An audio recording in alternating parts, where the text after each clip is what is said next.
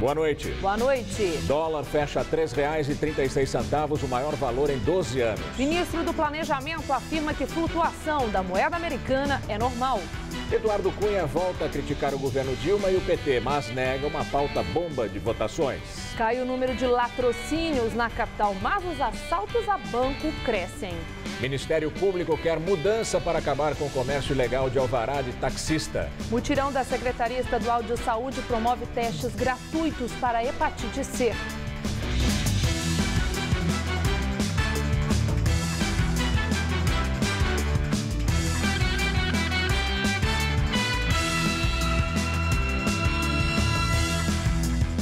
Na semana passada, o presente escolhido pela Prefeitura de São Paulo para dar ao Papa Francisco causou surpresa. Um álbum de 1997 do grupo Racionais MCs, que contém nas letras das músicas alguns trechos bíblicos. Mas 18 anos depois da gravação, quem viveu a adolescência naquela época conta que muita coisa mudou no bairro. Mas a desigualdade social ainda é um problema. Fronteira do céu com o inferno, astral, imprevisível como um ataque cardíaco. O verso, violentamente pacífico, verídico. Eu vim pra sabotar seu raciocínio. Um grupo de jovens da Zona Sul conseguiu convencer a Prefeitura de São Paulo a entregar um retrato da realidade das periferias aqui da capital ao Papa Francisco. Um exemplar do disco Sobrevivendo no Inferno, de 1997, do grupo Racionais MCs. E nós vamos escutar o que os moradores do Capão Redondo têm a dizer da ponte pra lá. Da ponte pra lá, as pessoas enxergam a gente de uma outra forma, né?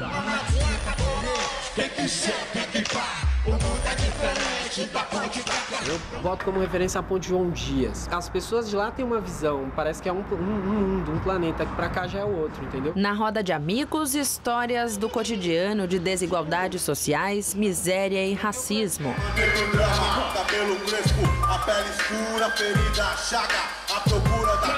No meu caso, lá fora, assim, são dois tipos de preconceito. Um pela cor e um pelo bairro de onde eu vim, né? A presença da polícia dentro das comunidades também sempre foi rotina nas ruas e nas músicas. Ficou famoso, virou notícia, rendeu dinheiro aos jornais, cartaz à polícia. O Capão Redondo, uma das regiões com grande índice de criminalidade em São Paulo, já foi considerado pela ONU em 1997 como uma das áreas mais violentas do mundo. A minha geração, a nossa geração, foi a última geração, vamos dizer assim, aqui na Quebrada, que ouviu aquele termo assim, ó, os caras saíram na mão. Hoje não tem mais isso, entendeu? Hoje, não que eu faça isso, mas vamos usar essa frase que muitos usam. Você dá um tapa hoje no moleque, amanhã ou no mesmo dia ou horas depois ele pode voltar armado atrás de você. De 97 para cá, do ano do lançamento do CD, meio que rola uma revolução cultural aqui no Capão Redondo, bem lenta ainda, mas está rolando. E isso que vai salvar os nossos jovens aqui. Para mudar dentro da periferia, a base tem que mudar na base, então tem que mudar o social, investir mais no social. A gente ainda não chegou onde a gente queria, né? Mas eu tenho fé que daqui mais algum tempo a gente chega. Estou a 1 hora da minha quebrada, logo mais quero ver todos em paz. O número de latrocínios, os roubos seguidos de morte, caiu na cidade de São Paulo no primeiro semestre deste ano, em comparação com o mesmo período de 2014. Os dados foram divulgados hoje pela Secretaria da Segurança Pública de São Paulo.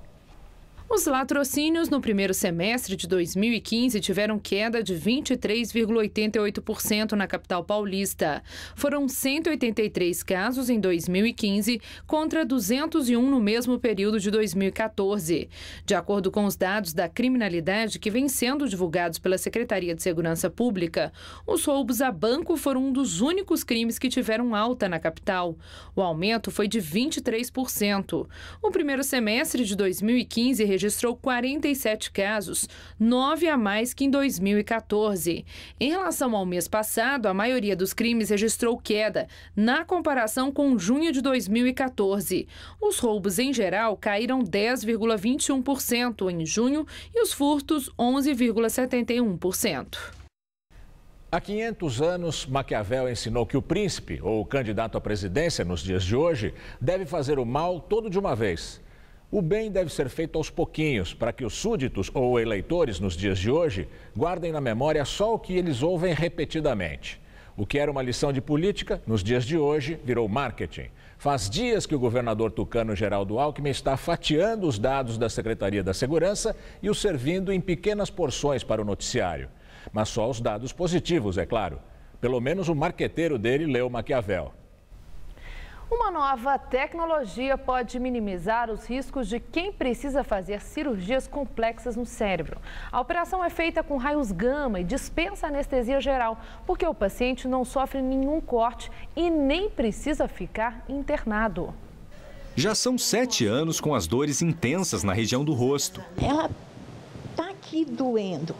Se eu vou me alimentar, eu vou almoçar ou jantar, na hora que eu vou querer abrir a boca para botar uma garfada de comida, aí ela aumenta.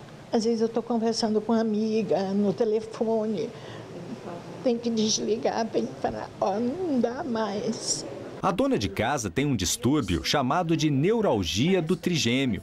A dor é descrita como insuportável e chega repentinamente. A causa disso geralmente é muita informação pelo nervo que inerva a face e vai para o cérebro. E um vaso sanguíneo batendo bem na entrada desse nervo no cérebro faz um curto-circuito ali. Então qualquer informação que entra dá um choque extremamente doloroso. Dona Marileia também convive com as dores no rosto há anos e já tentou vários tratamentos. Hoje veio fazer um procedimento na cabeça, no HCOR em São Paulo, que dispensa cortes e anestesia geral. Se Deus quiser, tem esperança de não ficar tomando remédio, porque os remédios já estão me, sabe? Não está me fazendo bem pelo estômago, às vezes eu fico sem apetite, sem prazer. O Gamma Knife é um equipamento de última geração. Durante o procedimento, o paciente permanece deitado e com um capacete que mantém a cabeça imobilizada. O cérebro é mapeado após passar por uma tomografia computadorizada ou ressonância magnética. O exame fornecerá dados sobre a doença, como localização exata. Com o diagnóstico, o médico determina quantos raios serão emitidos e qual a velocidade em que eles atingirão a área a ser tratada. Todo o procedimento é indolor e dura cerca de 1h30. Não é uma cirurgia, ele não abre, ele não corta. Na verdade, ele tenta substituir a cirurgia tradicional através do tratamento com radiação focal e milimetricamente precisa. As principais indicações são alguns tumores benignos e malignos, algumas lesões vasculares, que nós chamamos malformações arteriovenosas. Uma outra vantagem é que o tratamento é feito em apenas uma sessão e o paciente não precisa ficar internado, podendo voltar para casa no mesmo dia. Os procedimentos realizados com o Gamma Knife custam em média R$30 mil para tratamentos particulares. O equipamento importado também tem um custo alto. O investimento do hospital chega a R$16 milhões. O método pode ser realizado no Sistema Único de Saúde e também tem cobertura em alguns planos de saúde. Hoje, a presidente Dilma fez mais uma reunião com os ministros da coordenação política do governo. Logo depois do encontro, o ministro da Aviação Civil, Eliseu Padilha, que é do PMDB, falou sobre as chamadas pautas-bomba, temas delicados que o governo federal deve enfrentar no segundo semestre no Congresso Nacional. Nós vamos para o embate político do voto dentro do próprio Congresso Nacional. Por isso é que a gente tem o trabalho de articulação política, por isso que nós estamos com um processo de convencimento. Nós queremos mostrar que a pauta-bomba, ela não destrói o governo, não. Ela destrói a expectativa positiva de todos os brasileiros. Nós não conseguimos separar, com medidas que possam ser bombásticas, o efeito apenas por sobre o governo, porque o governo de hoje pode ser a oposição de amanhã. Num evento com empresários aqui em São Paulo, o presidente da Câmara, Eduardo Cunha, do PMDB, voltou a criticar o governo e o Partido dos Trabalhadores. Antes do evento começar, um pequeno grupo de jovens protestou em frente ao hotel. Integrantes do movimento Juntos, que se dizem contra posições defendidas por Cunha, como a redução da maioridade penal. Fora Cunha! Fora Cunha! Cunha foi o convidado deste ano do almoço-debate organizado pelo LIDE, Grupo de Líderes Empresariais. O governo Dilma Rousseff voltou a ser alvo de críticas do presidente da Câmara. Ele afirmou que o rompimento político foi uma decisão pessoal e uma reação a uma covardia. Eu não costumo reagir colocando a cabeça debaixo do buraco. A história não reserva lugar para aqueles que são covardes. E não serão qualquer tipo de acusações falsas que vão inibir ou constranger o meu livre exercício do comando do Parlamento Brasileiro na Câmara dos Deputados. Cunha atribuiu mais uma vez ao Poder Executivo a aparição de seu nome na investigação da Operação Lava Jato. O PMDBista foi acusado por um dos delatores, o ex-consultor da Toyo Setal, Júlio Camargo, de ter recebido 5 milhões de dólares em propina para que um contrato de navios sondas da Petrobras fosse viabilizado. Sobre essa situação da Operação Lava Jato, o advogado é que fala com você. Ele também fez críticas ao PT. Disse que o partido é mais impopular que a própria presidente Dilma. Apesar das críticas, o presidente da Câmara afirmou que não exercerá o papel de incendiário e que, ao contrário do que se divulga, após o recesso do Legislativo, não haverá pauta-bomba. Essa história vai ter pauta-bomba que vai arrebentar o governo, que vai ser agora um turbilhão. Esqueçam isso. Não está no nosso horizonte fazer com que esse país incendeie por causa de posicionamento pessoal. Eu não tenho esse direito. Essa crise política e essa crise econômica vão perdurar ainda por muito tempo. Para esses dias difíceis não pode faltar incendiário. O que não pode faltar é bombeiro. Durante o evento, o presidente da Câmara voltou a defender a saída do PMDB da aliança partidária com a presidente Dilma Rousseff. E disse que, na avaliação dele, hoje, a maioria do partido tem opinião contrária à do governo. Se 59% apoiaram e 41% não apoiaram, certamente, numericamente hoje, dentro do PMDB, eu acho que a maioria hoje do partido, não estou falando da bancada, já tem uma opinião contrária à continuidade da aliança. Depois deste evento com os empresários, Eduardo Cunha se encontrou no Palácio dos Bandeirantes com o governador Geraldo Alckmin, do PSDB. Os dois não divulgaram os assuntos tratados na reunião. E agora o comentário de Josias de Souza, direto de Brasília. Ele fala sobre a relação entre o PMDB e o governo. O PMDB deixou de ser um partido convencional, transformou-se numa espécie de manicômio para tratar da sua própria esquizofrenia. Hoje, convertido em porta-voz de uma reunião que Dilma Rousseff teve com sua coordenação política, o ministro Eliseu Padilha, do PMDB, falou sobre os esforços do governo para se recompor no Congresso. Mencionou a distribuição de cargos, mencionou também o esforço de Dilma para se aproximar dos governadores estaduais. Em São Paulo, Eduardo Cunha, também do PMDB, escangalhou com o governo numa reunião com cerca de 500 empresários. Eduardo Cunha deixou claro que, a despeito dos esforços de Eliseu Padilha e do vice-presidente Michel Temer, o governo não terá vida fácil no Legislativo neste segundo semestre. Em Brasília, ao lado de Eliseu Padilha, o ministro Nelson Barbosa, do Planejamento, disse confiar que o Congresso Nacional aprovará rapidamente a nova meta de superávit fiscal do governo, que caiu na semana passada de 1,13% do PIB para 0,5% do PIB. Em São Paulo, falando aos empresários, Eduardo Cunha disse que a chance de o governo cumprir esta nova meta de superávit é nula, é zero.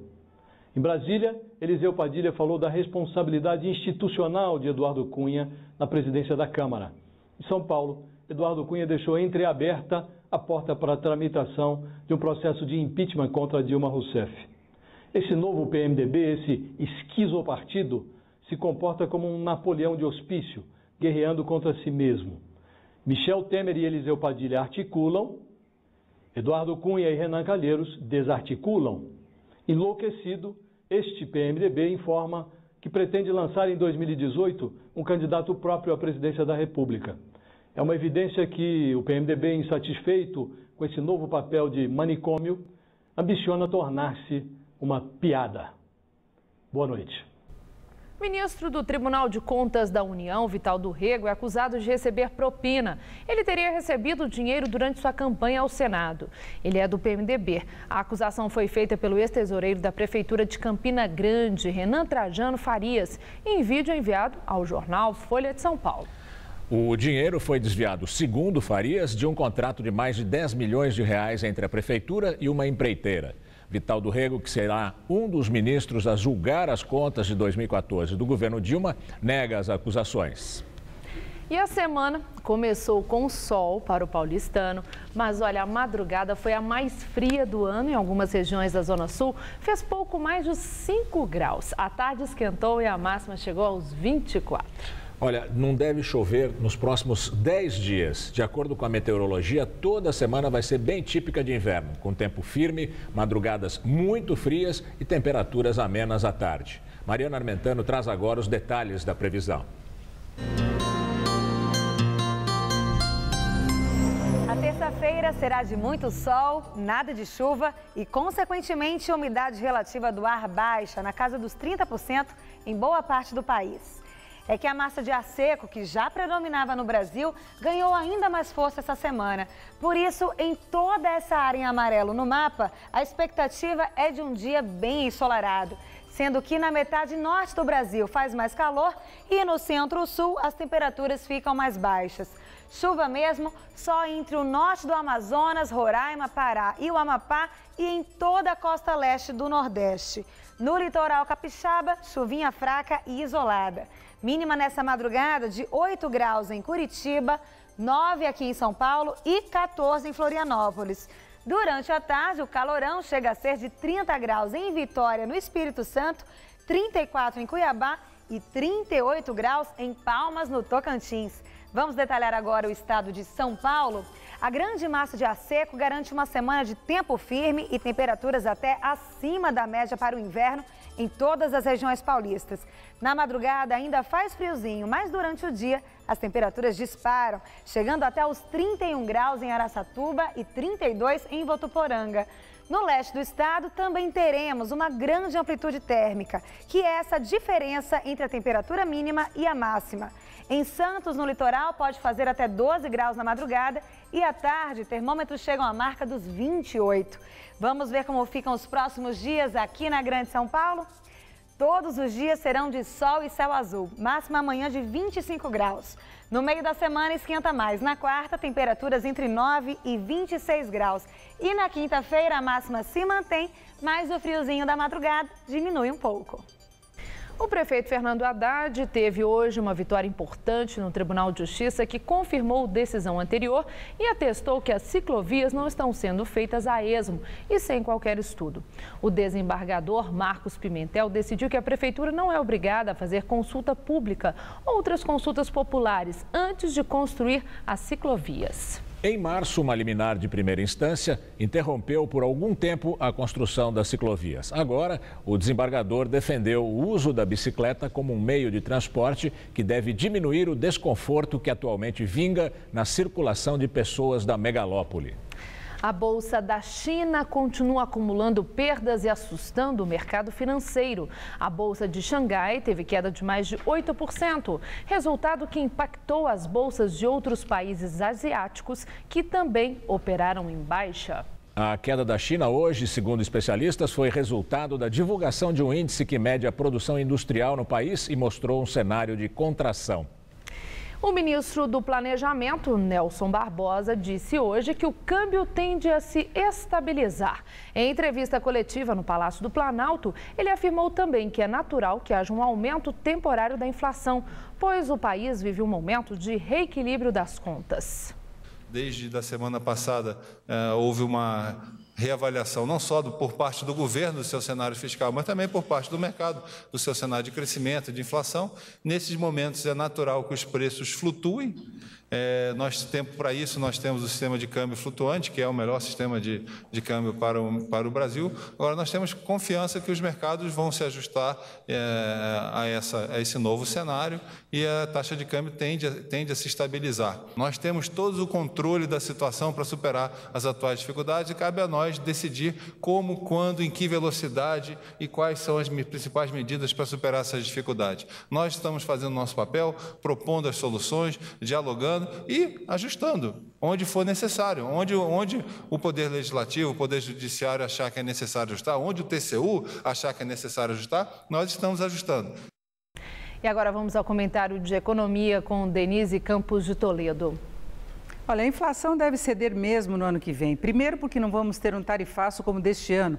Os preços administrados pelo governo, como energia, devem subir bem menos. Só isso já vai fazer diferença. Depois tem recessão, aumento do desemprego, a própria inflação e o custo mais alto do crédito, derrubando a demanda. Com demanda mais fraca, as empresas têm menos espaço para subir preços e são forçadas, em alguns casos, até a baixar, fazer promoções para garantir algum movimento. E o Banco Central ainda deve aumentar mais os juros, reforçando todo esse processo.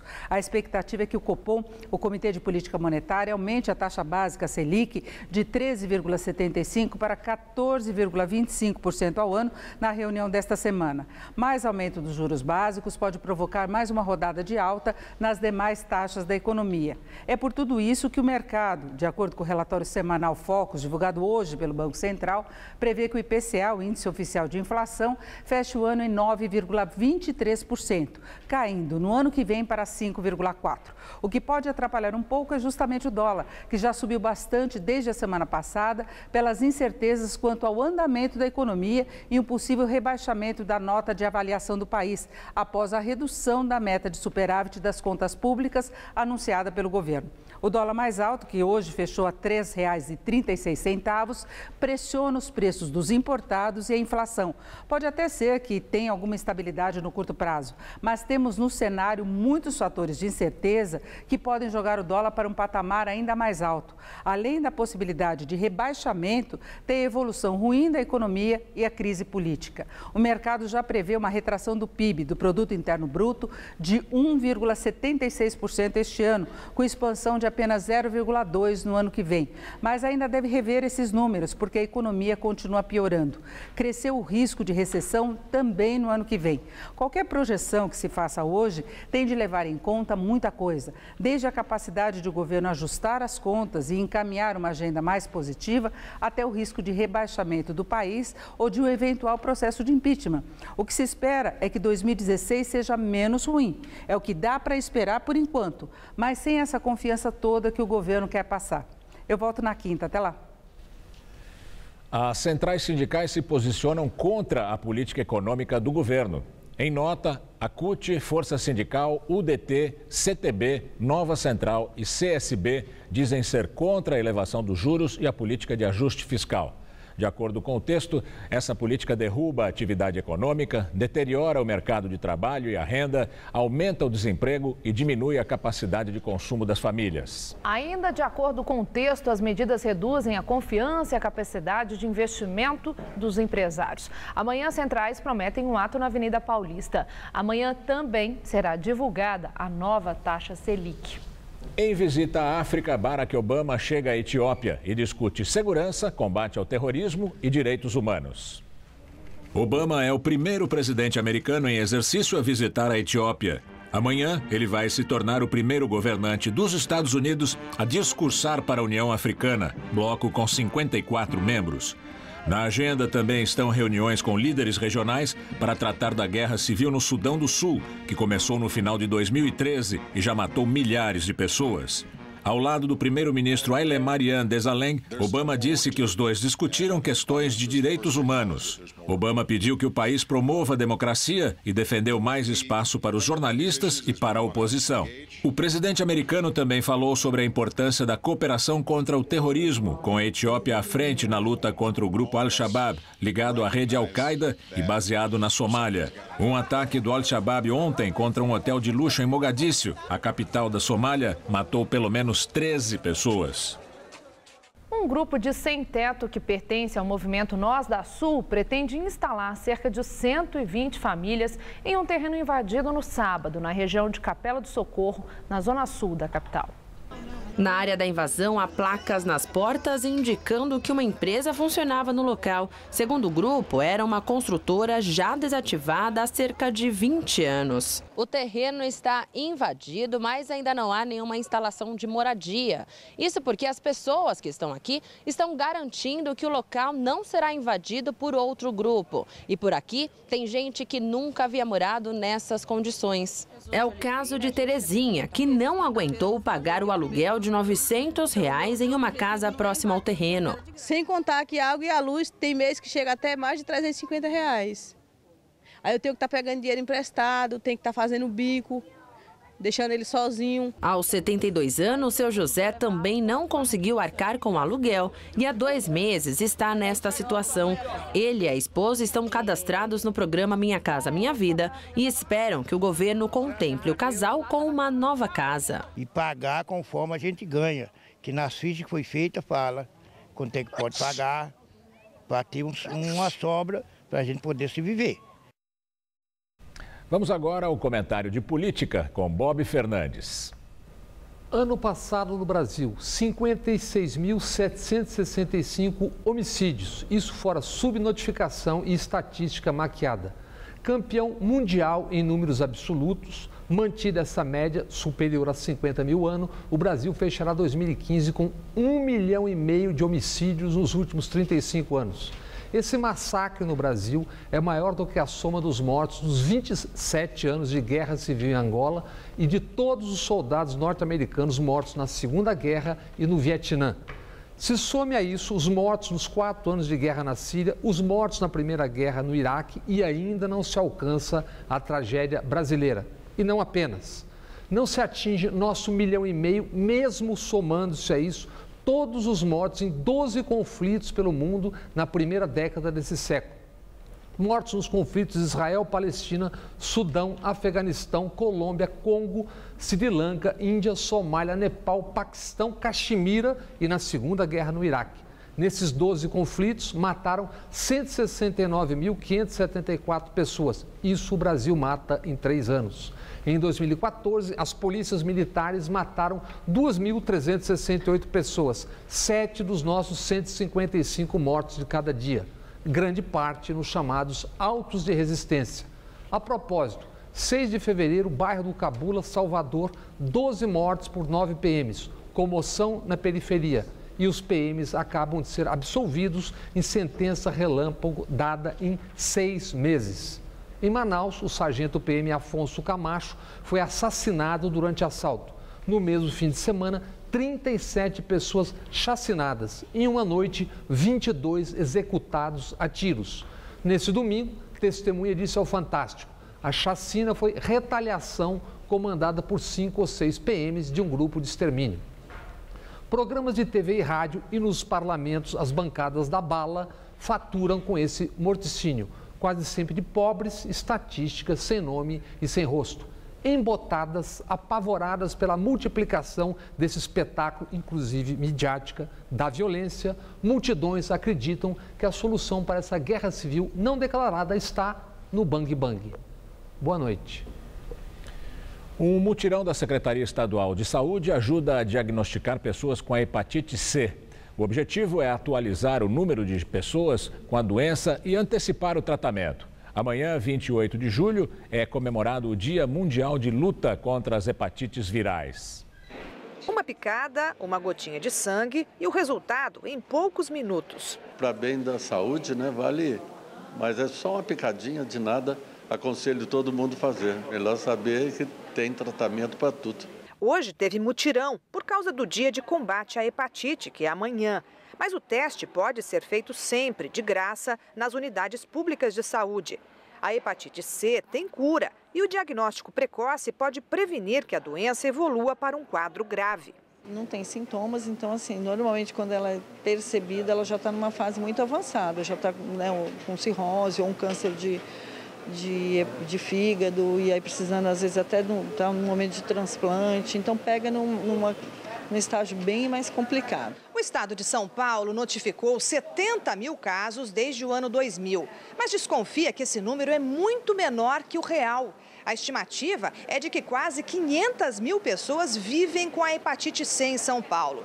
E como a maior parte não sabe que tem a doença, não faz tratamento e continua transmitindo o vírus por meio do sangue contaminado, ao compartilhar aparelhos de barbear, alicates de unha e agulhas. A pessoa também pode se contaminar ao colocar um piercing ou fazer uma tatuagem quando os equipamentos não são esterilizados. Agora, a Secretaria Estadual de Saúde pretende atualizar os números por meio de um censo. Por isso, quer que quem já recebeu o diagnóstico preencha um cadastro na internet. As informações serão mantidas em sigilo.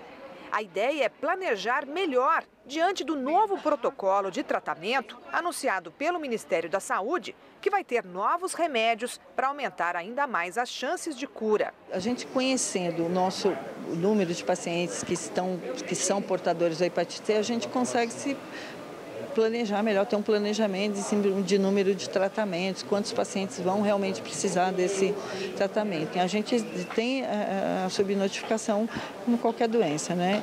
E no caso da hepatite C, a gente está com uma subnotificação importante. Então, até em função disso que a gente pensou no censo, que seria um mecanismo mais ágil.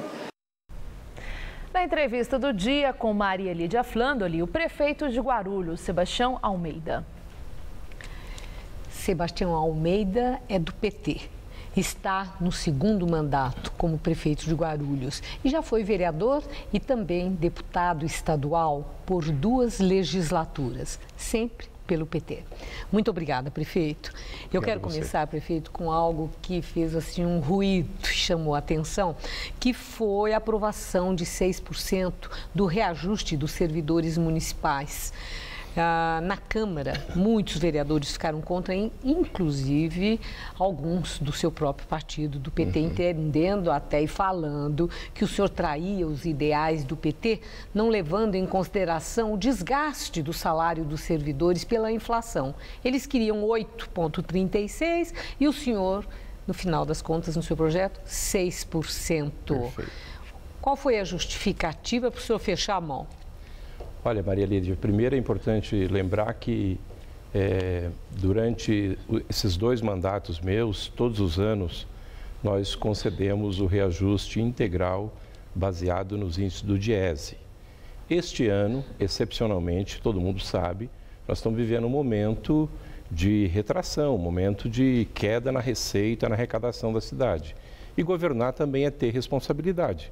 E eu fui muito claro, nós avançamos muito em vários planos de carreira para o funcionalismo, mas a margem possível de reajustar o salário esse ano era em 6% e foi isso que eu fiz. E essa questão deixou sequelas na sua base parlamentar? Rachou? Não, de forma nenhuma. É importante deixar claro que pode consultar, inclusive, o próprio funcionalismo da cidade. Não teve nenhum prefeito ao longo da história de Guarulhos que reajustou tanto o salário do funcionalismo como o meu mandato. Agora, prefeito, esse é ano pré-eleitoral. Perfeito. Né? Então, por todas as razões que o senhor justifica, a sua decisão é uma medida dura, contraria expectativas, traz frustração. Isso não pode trazer um resultado negativo nas urnas para o candidato que o senhor apoiar? Não, eu acredito que não. Eu acho que em qualquer atividade que a gente exerça, precisa ter, acima de tudo, responsabilidade.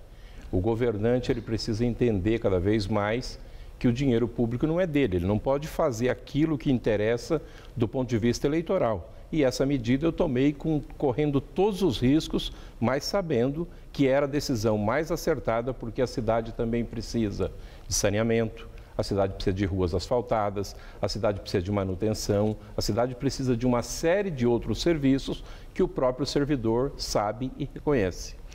Prefeito, Guarulhos é a segunda maior cidade em arrecadação no estado de São Paulo. Perfeito. Está só atrás da capital, da cidade de São Paulo. A crise financeira atinge tão fortemente uma cidade que arrecada tão bem? Atinge todas as cidades no momento... sempre que tem uma crise política no país, e nós estamos vivendo uma grande crise política, desentendimento total entre as esferas de governo. Isso tem reflexo na indústria. O empresário, ele quer segurança para poder investir num país, ele coloca o seu capital e ele espera ter o retorno, isso é próprio do sistema capitalista. E quando você tem uma crise, há um certo temor das pessoas e muita gente aguarda para esperar um momento adequado. Agora, é isso que nós estamos vivendo. Não é só política, né? O senhor está poupando a presidente Dilma, não falando na crise econômica, a situação do país é muito grave e tem uma razão de ser. Né? Que é de política econômica de governo que vem atuando nos anos que passaram. Sim. Então, a pergunta aí aí eu volto para ano pré-eleitoral. Se, por um lado, tem a crise política, o que atinge mais esse empresariado que fica desconfiado e retraído? Não são as efetivas dificuldades financeiras, como as suas, Sim. que não deu o reajuste que gostaria de ter dado? Não, primeiro é importante a gente lembrar que a crise política e também a crise econômica que nós estamos vivendo, principalmente a crise econômica, é uma crise mundial. O Brasil talvez seja um dos últimos países a começar a sentir os efeitos da crise. Agora, é importante a gente lembrar que há 3, 4 anos atrás, a Espanha, a Europa, já acumulava desemprego de 23%, 24%, 26%. O Brasil começa a ter ações de desemprego agora, que eu acho que ainda há tempo de vir com medidas econômicas, de incentivar a economia nacional, de fortalecimento da indústria, de ter um plano para poder gerar emprego e garantir, porque esse país tem muito por fazer. Ao contrário da Europa, se você pega só na área da construção civil, agora há pouco passou a matéria aqui mostrando a luta das pessoas por moradia, quer dizer, quanto se pode fazer ainda de moradia nesse país em que pese todos os avanços que foram feitos com Minha Casa Minha Vida. Agora, prefeito, eu queria falar sobre uma outra questão que trouxe uma ansiedade lá em Guarulhos. Eu conversei com várias pessoas de lá, que é a 45ª Olimpíada Colegial de Guarulhos, que tem tanta tradição desde 1970, que envolve todos os colégios particulares, públicos, mais de 100 escolas participando. E o seu secretário dos esportes havia dito que não teria esse ano, porque o senhor cortou verba das secretarias e ele não teria como fazer. Eu vi que o senhor garantiu que vai ter de qualquer jeito. Eu quero é saber se vai ter mesmo, que o senhor diga, não só para mim, mas para o nosso telespectador, que tem essa ansiedade. A Olimpíadas Colegial é importante a gente lembrar que é uma Olimpíada que envolve as várias cidades, envolve a cidade inteira. É um evento que tem um carinho muito grande do povo. E o que eu fiz, Maria Lídia? Quando eu digo que nós estamos reduzindo despesas, eu disse para cada secretário, olha, você tem esse orçamento e você precisa ajustar as várias atividades que a tua secretaria vai executar dentro desse orçamento. Mas vai ter Olimpíada? Não, mas por um equívoco, o secretário deixou Olimpíadas Colegiais e priorizou outras. Eu disse não, vai ter Olimpíadas Colegiais e nós vamos realizar. Vai ter? Vai ter. E quando vai ser? Já tem data? Não, para o final do ano agora. E as inscrições vão... Também vão ser, vai ter o prazo, tudo normal, vai acontecer tranquilamente, pode ficar tranquilo. O morador de Guarulhos pode ter certeza disso, os esportistas, eu já afirmei, inclusive na imprensa local também, que nós teremos as Olimpíadas. Bom, prefeito, agora a questão política. Eu vi que um instituto de opinião já fez pesquisa, é cedo ainda, né? Mas de preferência de votos, mas chama atenção alguma coisa. A Guarulhos é a cidade que tem a maior continuidade de um mesmo partido na administração. O PT está administrando Guarulhos desde o ano 2000 até agora.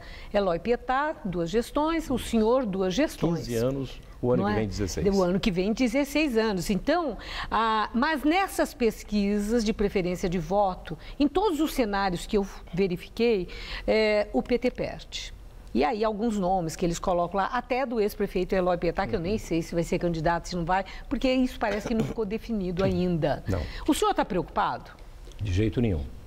Nós vamos para as eleições e com certeza o PT mais uma vez vai continuar governando a cidade. Primeiro, pesquisa, evidentemente ela tem o seu significado, ela é um retrato do momento que a gente está vivendo. Agora, você sabe que muita gente que inclusive está numa pesquisa, na maioria das vezes nem sai candidato, ou sai candidato para negociar o apoio com outro. Vamos fazer a pesquisa o ano que vem, com as candidaturas todas definidas, e aí sim nós poderemos mensurar um possível resultado. Agradeço sua entrevista, muito boa sorte, muito obrigada. Eu que agradeço a você noite. Mais uma vez. Muito obrigado. Gamberini. O comércio ilegal de alvarás de táxi aqui em São Paulo. O esquema que envolve despachantes e taxistas continua funcionando à luz do dia. R$150 mil é o valor que se cobra por um alvará de taxista. A prática é ilegal. Vem sendo investigada pelo Ministério Público desde 2011 e persiste até hoje. Este taxista, que não quis se identificar, diz que trabalha há 4 anos com alvará alugado de outra pessoa. O meu é 1.800. E aí o senhor passa isso para o despachante? Não, aí eu deposito na conta do proprietário. A polêmica ficou conhecida em 2013, quando o Tribunal de Justiça proibiu a Prefeitura de São Paulo de renovar e emitir novos alvarás. Mas a liminar foi derrubada em 2014 e a situação voltou a ser como era antes. E como o último sorteio de alvarás foi em 2013, a pessoa que hoje quiser começar a trabalhar como taxista precisa ter sorte de encontrar alguém que doe o seu documento. O taxista sabe que ele não pode vender o alvará, ele pode transferir. A Prefeitura dá esse direito do cidadão transferir, agora vender não. É o contrário do que diz o promotor de justiça responsável pela ação. Segundo ele, a solução para acabar com esse comércio é mudar o modelo atual de sorteio de alvarás. Nós acreditamos que essa ação será julgada procedente pelo Tribunal de Justiça para que seja determinada a realização de licitação e anulação de todos os alvarás que existem no município. O pedido, ou seja, a apelação, poderá ser julgada em aproximadamente 1 ano e meio, 2 anos. Um dos termos de declaração do Ministério Público mostra que alguns despachantes que trabalham com documentação de taxistas são intermediários da compra e da venda de alvarás ilegalmente. Segundo as investigações, o interessado já comprava um pacote. Funciona assim, ele adquire o direito de usar o alvará e, ao mesmo tempo, o despachante coloca o nome dele como coproprietário de algum táxi. Por telefone, tentamos contato com um desses despachantes citados no processo, mas ninguém atendeu. Nossa equipe foi até lá e conversou com funcionários, já que o dono não estava. A prefeitura nem autoriza isso daí. Se tiver, cassação na certa, né? E você vai ver a seguir os gols da rodada do Brasileirão. E o ataque à delegacia na Índia. Homens armados invadiram prédio da polícia. No confronto, 9 pessoas morreram. Nesse mundo tudo evolui. A moda evoluiu. Os carros evoluíram. Os tratamentos de beleza também evoluíram. E Make-up Anti-Sinais, uma combinação de creme e cápsulas. O creme atinge as camadas mais profundas da pele e as cápsulas agem onde os cremes não chegam. Resultado? Com o Make-up Anti-Sinais, os sinais da idade não aparecem. E Make-up Anti-Sinais, a evolução no tratamento de beleza. O governo do estado de São Paulo acaba de entregar o trecho leste do Rodoanel, que dá acesso às rodovias Ayrton Senna e Dutra à Baixada Santista, conectando o maior aeroporto ao maior porto do país. Além de reduzir o tempo de viagem e aumentar a segurança para o motorista, esse novo trecho vai tirar mais de 20 mil veículos diários de avenidas, ruas e marginais, melhorando o trânsito e a qualidade de vida de todos. Governo do estado de São Paulo. O trabalho segue em frente. Martelo. Martelo. Alicate. Alicate. Onde é que tá? Tá aí na tampa organizadora. Broca. Broca. Eita, tem isso aqui. Claro, cabe 40 quilos. Chave de fenda. Ah, não. Perdemos? Pessoal, a campanha tá funcionando! Caixa Baú Irving. Mais organização e praticidade na obra. Irving é outro nível. Fechar a torneira? Conta. E regular o chuveiro? Conta muito. Não usar mangueira? Se conta. Cada gota conta. Cada atitude conta. Cada obra conta. Por isso, a Sabesp investe em planejamento, engenharia de ponta e inúmeras obras para ampliar e melhorar a sua rede. Adutora do ABC. Interligação Rio Guaió Alto Tietê. Tecnologia de membranas ultrafiltrantes na ampliação do sistema Guarapiranga. Interligação Rio Grande Alto Tietê. Água para mais de 1 milhão de pessoas ainda este ano. E em breve, interligação Jaguari-Atibainha, dando mais segurança para as bacias do Paraíba do Sul e do Cantareira. Novo sistema São Lourenço, maior obra de abastecimento em execução no país. Novos reservatórios e quilômetros de adutoras.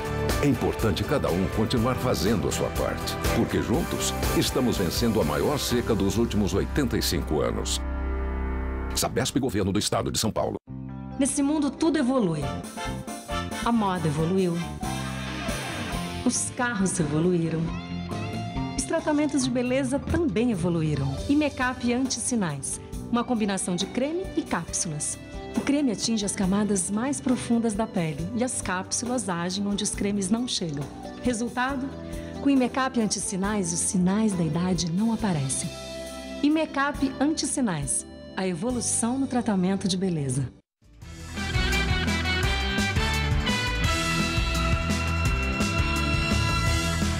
Vamos para as notícias do esporte com Rodolfo Gamberini e Celso Cardoso. O Palmeiras chegou ao G4 depois de golear o Vasco da Gama. Mas o Corinthians ainda é o melhor paulista no Brasileirão, não é, Celso? Pois é, Gamberini, apesar de ter cedido o empate ao Curitiba nos acréscimos do segundo tempo, o Corinthians segue em segundo lugar, agora 2 pontos atrás do Atlético Mineiro. Os demais paulistas venceram.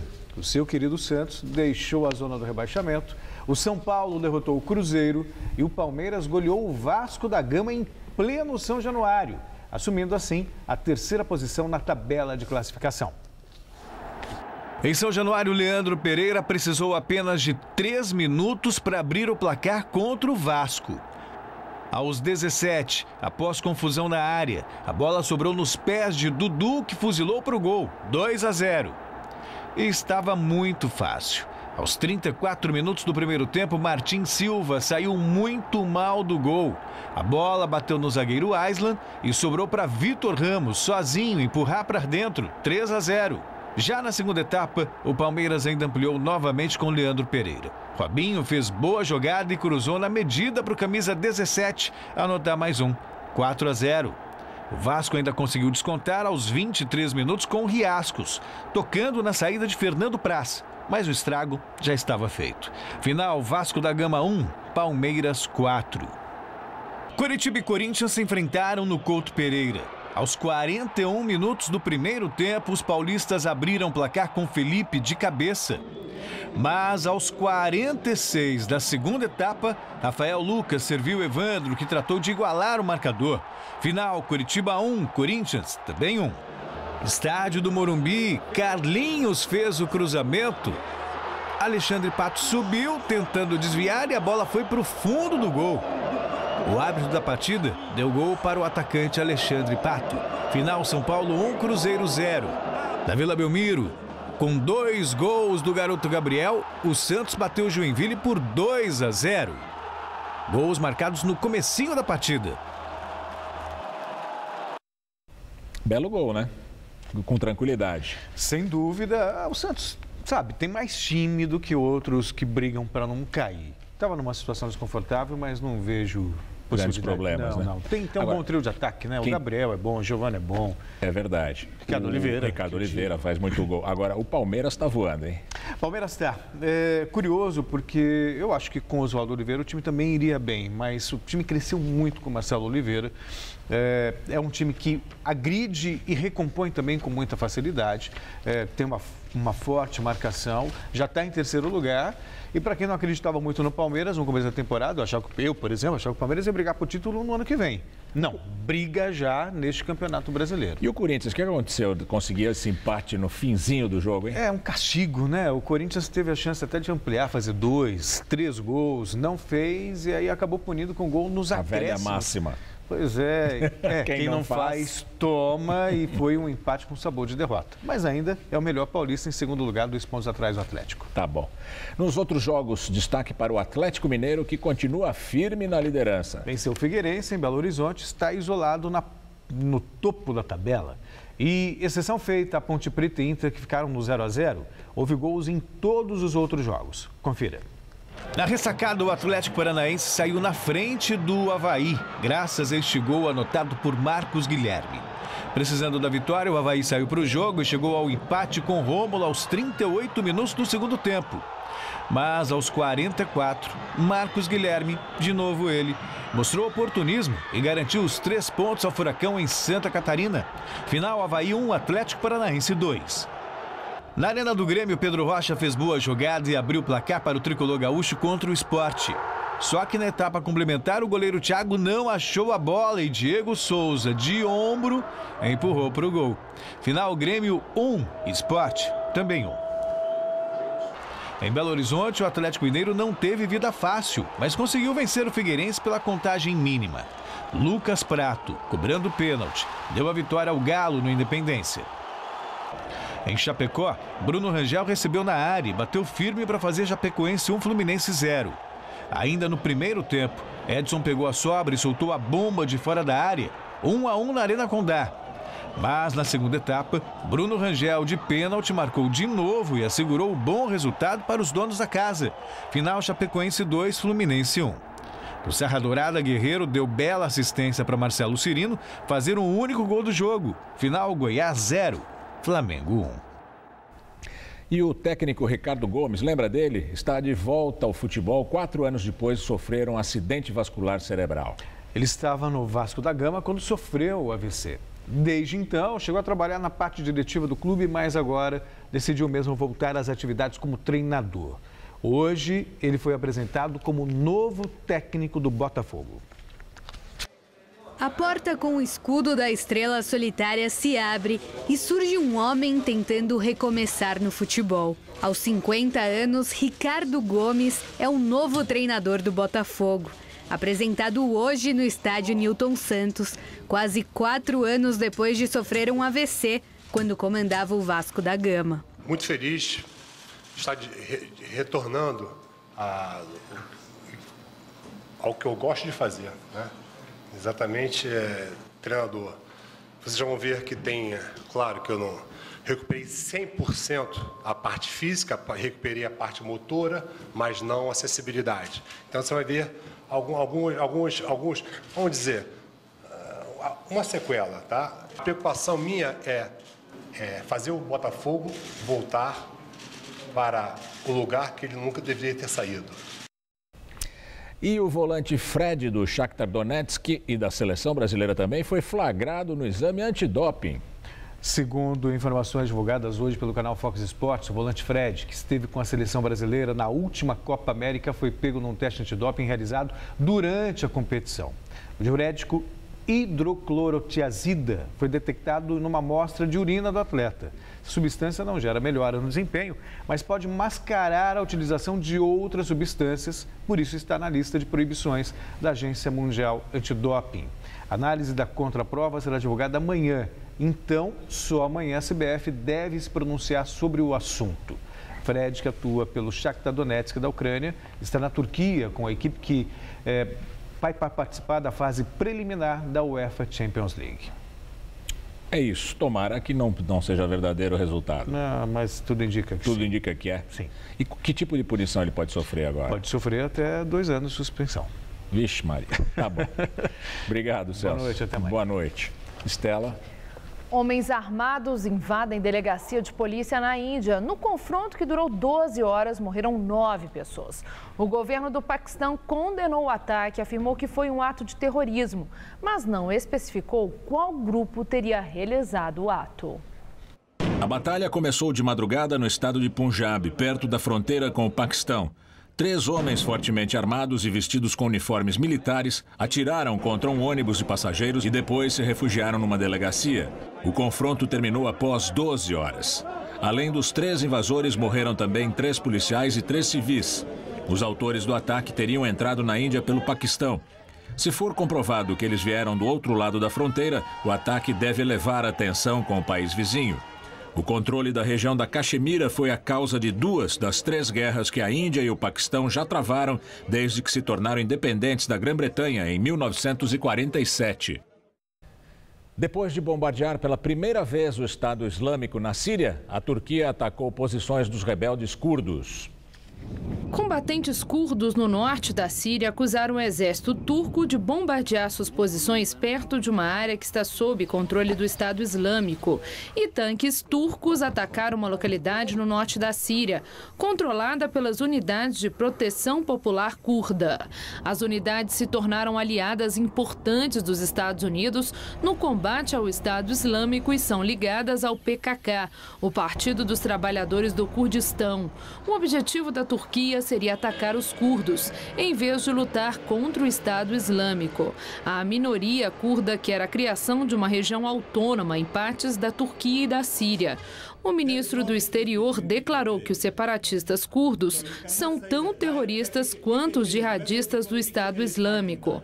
Nos últimos dias, a polícia da Turquia prendeu mais de 1.000 pessoas, entre jihadistas e curdos, todos acusados de terrorismo. O Jornal da Gazeta termina aqui. A edição de hoje pode ser vista no site do Jornal da Gazeta. Mais notícias em nossa edição das 10. Uma excelente noite para você. Nós voltamos amanhã às 7 da noite. Boa noite e até lá.